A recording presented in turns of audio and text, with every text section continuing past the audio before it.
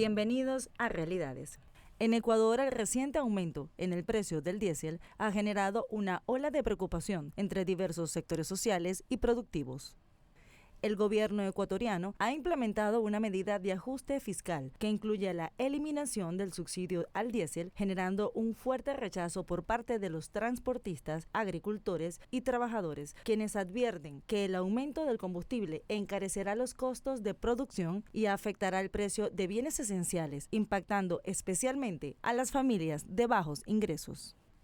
Ante las protestas masivas que surgieron como respuesta a esta medida, el presidente Daniel Noboa decretó el estado de excepción el 16 de septiembre. No obstante, diversos sectores sociales, indígenas y gremios laborales consideran que se trata de un paquetazo que perjudica a los más vulnerables, profundizando el malestar social y la percepción de injusticia.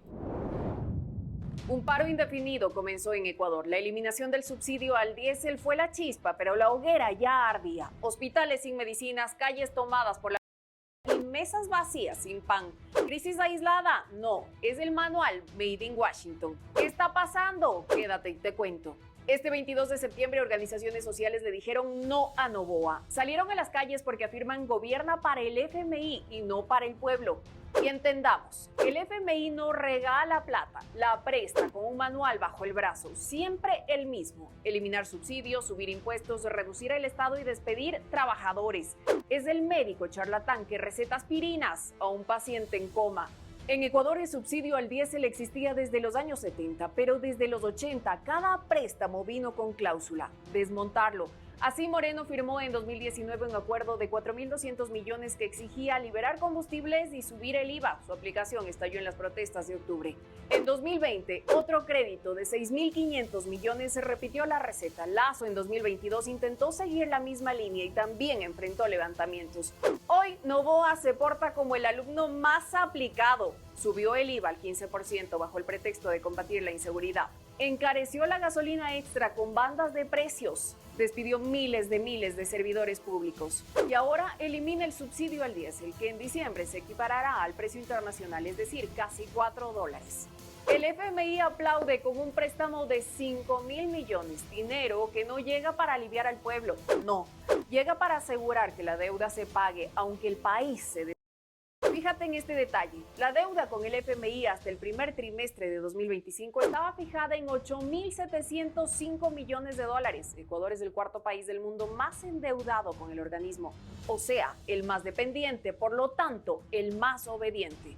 La gente siente la factura: hospitales sin medicinas, transporte y alimentos más caros, desempleo. Por eso hay paro. No es solo el diésel, es el mismo guión de siempre que regresa con otro protagonista. Hoy Noboa promete no tocar el gas de uso doméstico, pero la historia enseña que él no gobierna, obedece. El FMI dicta, Noboa firma y el pueblo paga la factura.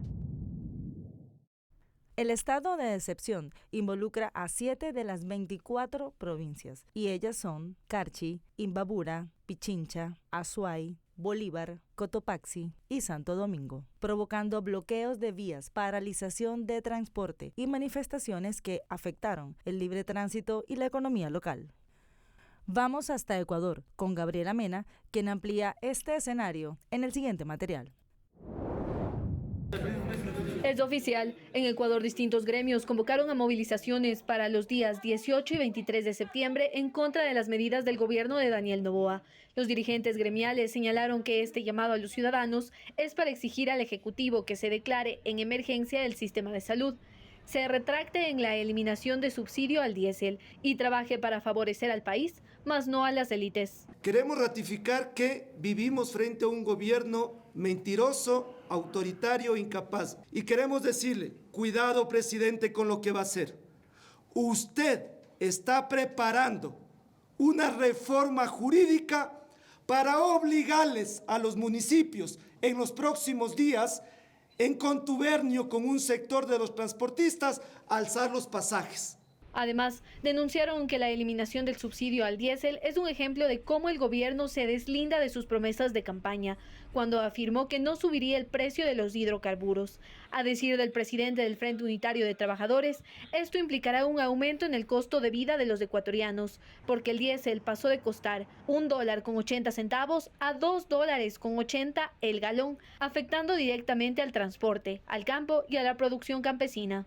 Este tipo de cosas ecuatorianos hay que ver, que nos están mintiendo en la cara y nosotros la única alternativa que tenemos es empezar a salir a protestar, a salir a las calles. No hay otra.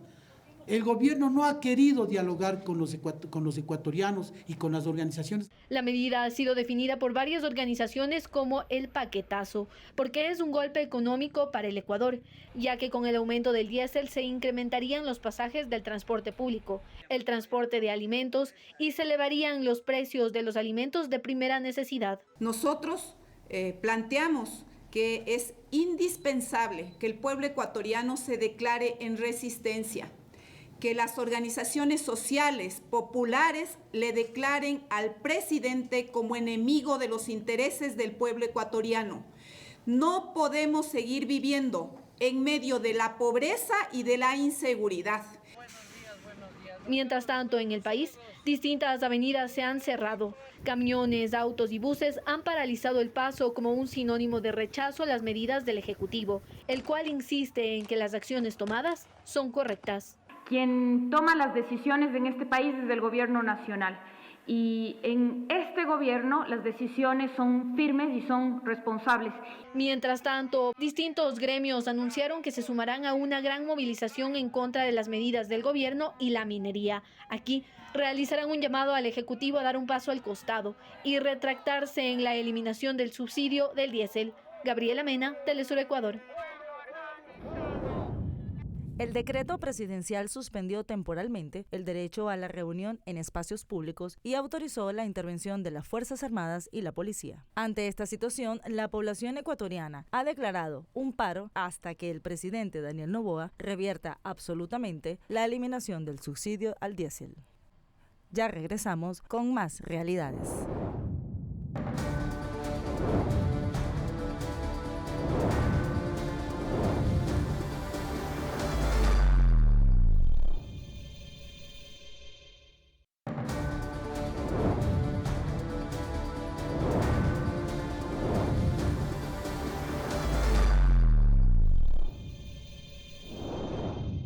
Estamos de vuelta con más de realidades.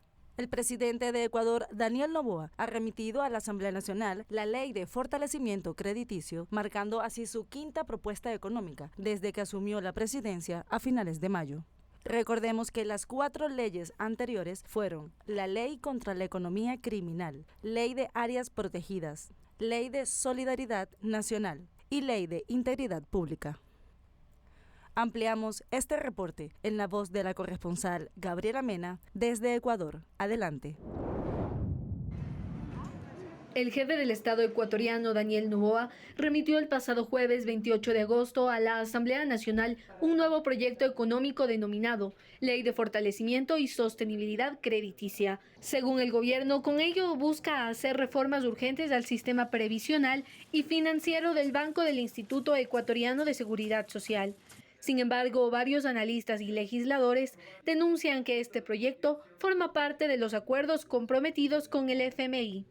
¿Con ello qué significa? Va a desmejorar la atención en salud, no va a haber medicación en la seguridad social, van a disminuirse los préstamos tanto hipotecarios como los quirografarios. Eso significa habrá menor capacidad de consumo para los ciudadanos y ciudadanas, en este caso para los afiliados y jubilados. Y lo más grave, lo más doloroso es de que los propios jubilados no van a tener posibilidad de cobrar sus pensiones jubilares a tiempo. Y hay más. Se cuestiona las intenciones del tratamiento de designación de las autoridades del Instituto Ecuatoriano de Seguridad Social.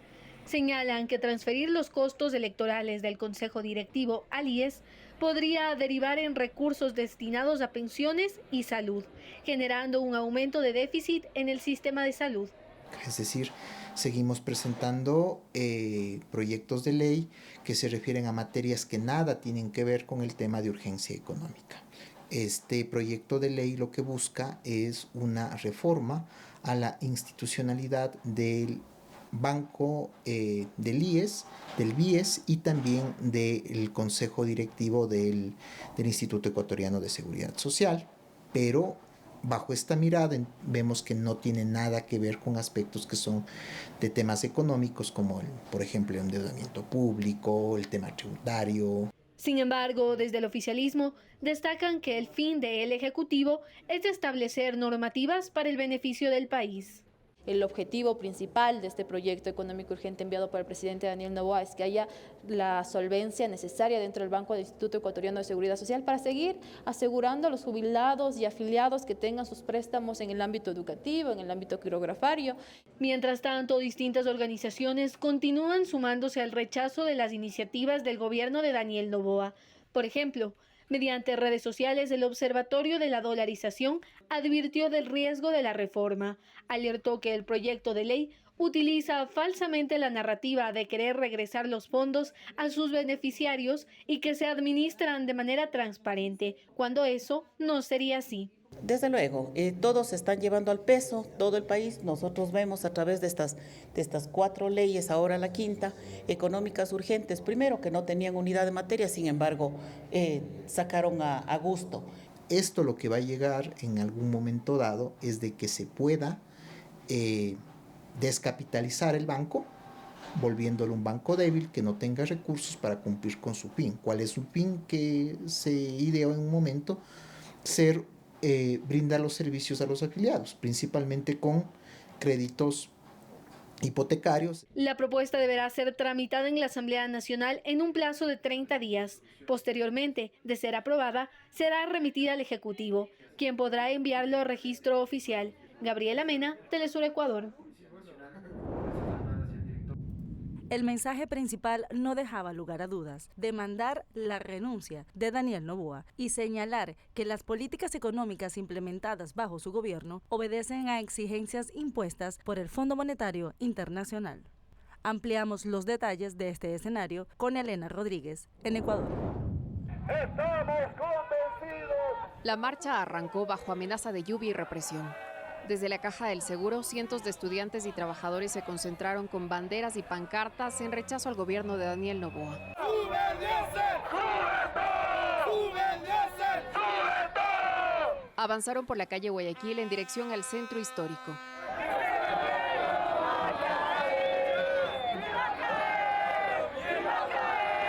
La consigna era clara: exigir la salida de Noboa y denunciar que las medidas económicas aplicadas durante su mandato responden a las condiciones del Fondo Monetario Internacional. ¡Nadie se cansa! ¡Viva salud! ¡Nadie se cansa! La movilización, que en sus inicios transcurrió de manera pacífica, se encontró con un fuerte contingente policial en la Plaza de Santo Domingo. De inmediato, gases lacrimógenos, bombas aturdidoras y cargas policiales contra los manifestantes. Fue demasiado feo, hubo una bomba de aturción que sonó muy fuerte y que a la gente ya se espantó. Yo vi a una niña que salió en brazos porque le faltaba el aire, no sé qué pasó, el cuerpo de voluntarios es importante aquí que estén porque ellos ayudan bastante a la gente que no está acostumbrada. Lo que comenzó como una concentración se transformó en una arremetida. Estábamos tranquilos, había niños, había perros, y cuando llegamos a este punto de la Plaza de Santo Domingo empezaron a lanzar bombas lacrimógenas. No sé si eran bombas que te aturdían, pero fue terrible porque realmente todos salimos corriendo. El aire se volvió irrespirable y la dispersión fue forzada. Al momento no ha habido heridos, pero sí ha habido personas asfixiadas, las cuales pudimos sacarles hasta una parte de 2 cuadras que estén un poco más a salvo. Pero sin embargo, notamos que la represión sí es una represión brutal, similar a las del 2019, en donde muchos compañeros también fueron asfixiados y también heridos. La represión en Quito se repite como un patrón sistemático en otras ciudades del país en el segundo día de paro. La demanda de las organizaciones indígenas y sociales no se limita a la derogatoria del decreto sobre los combustibles. Apunta a rechazar las condiciones del FMI que obligan a reducir subsidios, achicar el Estado, y priorizar el pago de la deuda externa sobre la inversión social. Y mientras el gobierno insiste en blindar sus decisiones, las calles siguen recordando que el conflicto social en Ecuador está lejos de cerrarse. Con imágenes de Francisco Guayasamín, Elena Rodríguez, Telesur Ecuador.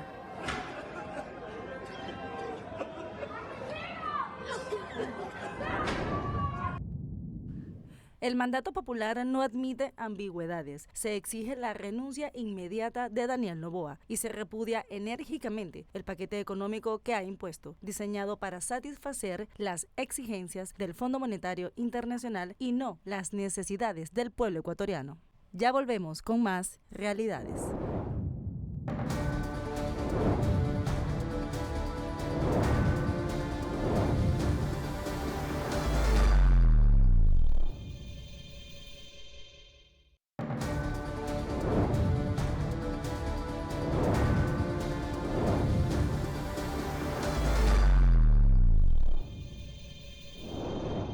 Estamos de vuelta con más de realidades. Maestros, jubilados y diversos sectores sociales salen a las calles en Quito para manifestar su descontento ante el incumplimiento de pagos, la falta de recursos en el sistema de seguridad social y las recientes reformas económicas impulsadas por el gobierno de Daniel Noboa. Aseguran que en realidad lo que se busca es la privatización del seguro social. Algunas de las reacciones las tenemos en el siguiente informe con nuestra compañera Elena Rodríguez. Con pancartas y consignas, jubilados del Instituto Ecuatoriano de Seguridad Social se concentraron este jueves en los exteriores de la Asamblea Nacional. La protesta busca frenar la aprobación del proyecto de ley de fortalecimiento y sostenibilidad crediticia, enviado con carácter económico urgente por el presidente Daniel Noboa. Que lo que quiere en el fondo, el centro de la propuesta, es vender, así claramente dice, vender la cartera hipotecaria, la cartera quirografaria y la cartera prendiaria. Y entonces eso no significa mejorar la sostenibilidad crediticia del Banco del IES, ni mejorar los préstamos para los afiliados y jubilados. Según el gobierno, la venta de cartera permitiría garantizar la sostenibilidad financiera y dar viabilidad a proyectos detenidos. Pero para los jubilados no es más que una privatización encubierta del BIES que pone en riesgo los ahorros de los trabajadores. La apropiación, el atraco de los fondos del banco del Instituto Ecuatoriano de Seguridad Social, que es la gallina de los huevos de oro, porque como usted pudo oírle al presidente de la Federación de Jubilados, más o menos percibe 24.000 millones de dólares al año. Entonces es un banco, el banco más grande del país, pero es banco nuestro, es de nuestros ahorros. Esta maestra jubilada hoy no se quedó en casa. Con indignación salió a las calles, convencida de que lo que está en juego no es solo su pensión, sino el futuro de todo un país.